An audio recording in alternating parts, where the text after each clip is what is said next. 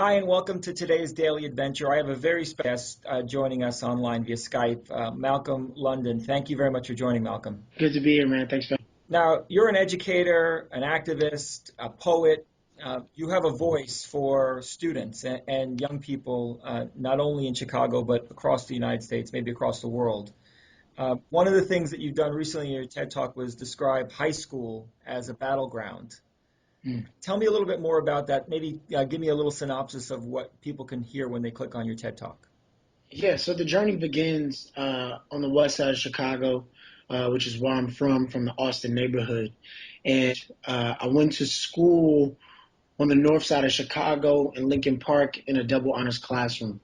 And so what led me to my sort of poetic analysis of the education system was simply riding the number 60 Chicago Avenue bus and passing a certain viaduct out of my west side neighborhood, which is there's poverty there. I come from poverty in the home. There's militarized police. There's schools that are underfunded and under-resourced. And so I passed a certain viaduct headed to my school on the north side of the city. And I could see, once I passed that viaduct, the grass got greener, the homicide rate vanished, and buildings got much bigger. And I couldn't, at 16 years old, of course, being 16-year-old, worrying about, classes to cute girls, all the things teenagers worry about, couldn't begin to articulate my frustration with that inequity until I found poetry. And so my analysis comes from a poetic one, but what I saw in my journey to the north side was how the city treated people where I lived and how they treated people on the north side. And so Lincoln Park was a sort of a microcosm of my city in that it was a selective enrollment school, but it was also a neighborhood school. And so there's a famous project building called Cabrini Green that was recently shut down or recently demolished. It was a project building that's infamous for, violence and things like that. But it was also a bunch of people living there, and so they demolished that project. But when I was in high school, it was up, and so it was also a neighborhood school. The way it operated in the city would be in Lincoln Park, and so the kids who were in double honors or in IB, which is the International Baccalaureate program, I think, and then there were regular students, and so those who were particularly the black and brown lived in the project. And so what I saw even in my school was that teachers, it seemed very much so just like he was a sorting machine. It felt like my school was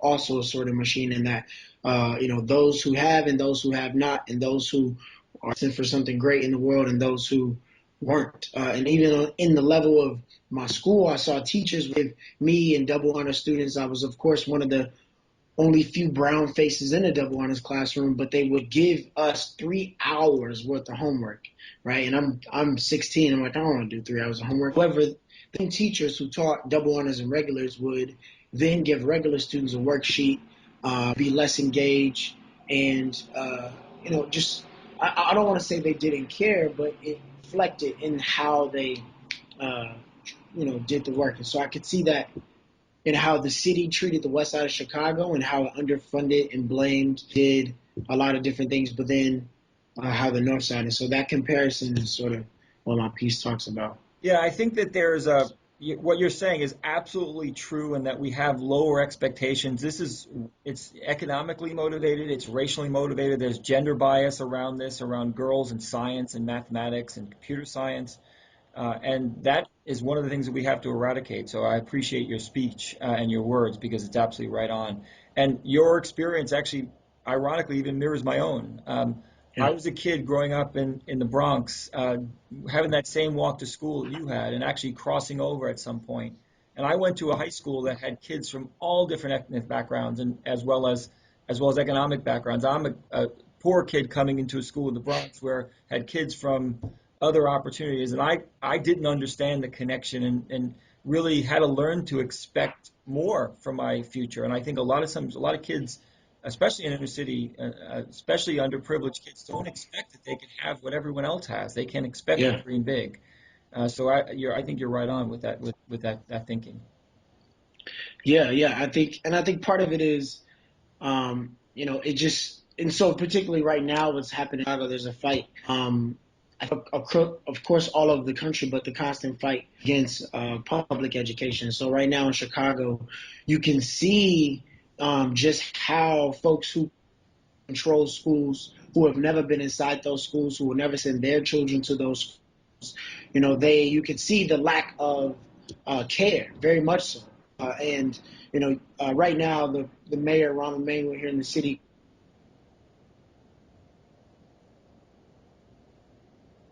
and then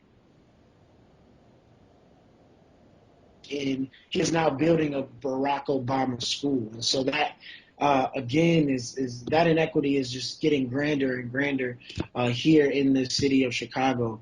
And as I imagine in how um, who have continuously try to have, or at least their scope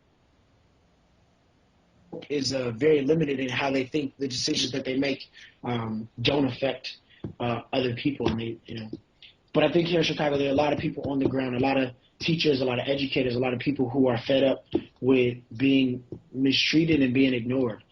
So that, while very depressing, um, how the city is, it's really a tale of one of my mentors, Kevin Coble, has a great piece he wrote for CNN a while ago, but saying, it's a tale of two cities. And so I see that. But there's also, a lot of people fighting and a lot of people who care, about the city holistically. And so, the goal is to try to get people to not only care about the city holistically, but the country holistically and the world in the same ways.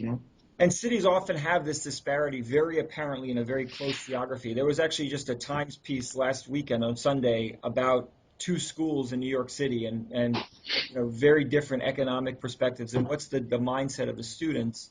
And one of the things I think there's a great realization for the students who have privilege of what opportunity that they have.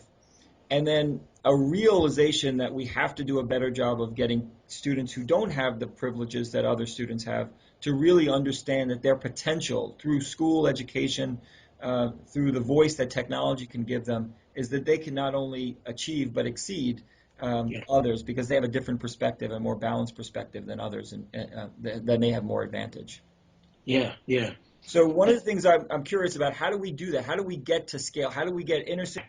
Yeah, so I mean, I think there's a lot of different ways to ease the problem, or to begin to try to eradicate it. But I think you can't really do that unless you look at the root causes of these problems. So I mean, right now, if a young person, I think we need to begin to reimagine what we conceive of as achievement, what we conceive of as education, right? It's not about going to school to pass a bunch of tests to then become a very rich and or wealthy. It's, to me, about educating each other and one another to learn how to create a better world. And if you can't come into the classroom with your experience as your classroom to transform that experience while leaving, what are we really doing when it comes to education? So I think the first step is to reimagine and to begin to ask ourselves, what does education look like? What does success look like? Because if it looks currently like, the rich are getting richer and the capitalist system continuously profiting off the backs of black and brown youth and or poor youth, then we are, but it's built in horribly failing. The first step is to begin to tell that the sky is the limit. So yeah, I totally agree with that point. I do think that we need to, reimagine our schools to provide a purposeful path for students to walk Absolutely. into a classroom. Too many kids don't know why they're learning what they're learning, Yeah. and we've got to, have students have a sort of a connection and responsibility for their community, for their people, for certainly their cities and country. One of the things that I think you've recognized is the power of language, the power of words. How do you think that we need to do a better job of appreciating that, in terms of how we say, how we frame things, how we give students a voice in high school and beyond? I think for me, what poetry and the power of storytelling did was, first of all, it allowed, I think, a lot of times students in classrooms and young people in general, for me, what it did was validate my voice. I mean, a lot of young people have a lot of things to say. And oftentimes, I just was at a third grade classroom in Chicago at a charter school. These young people, they're in third grade, have 27 minutes for recess.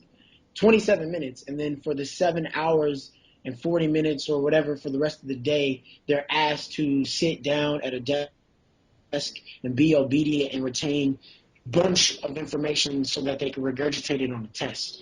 And so I think at the very first, what language did,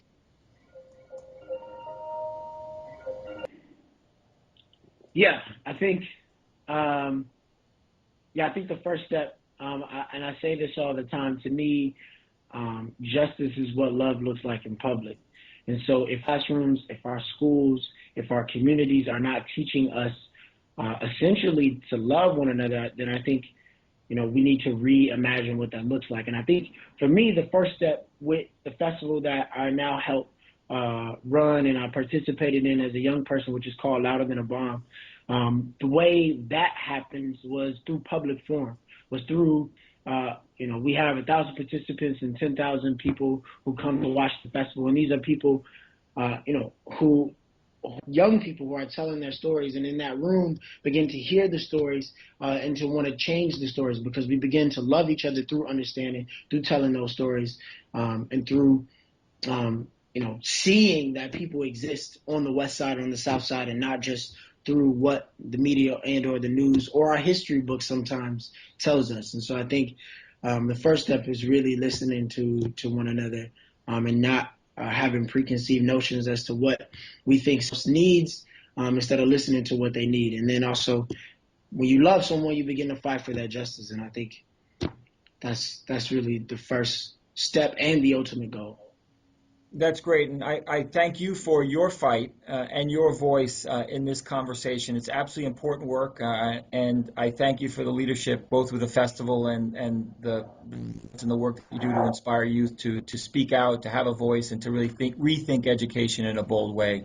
Thanks for the Thank work you. that you're doing, Malcolm, and thanks for joining today's Daily Adventure. Thanks for having me.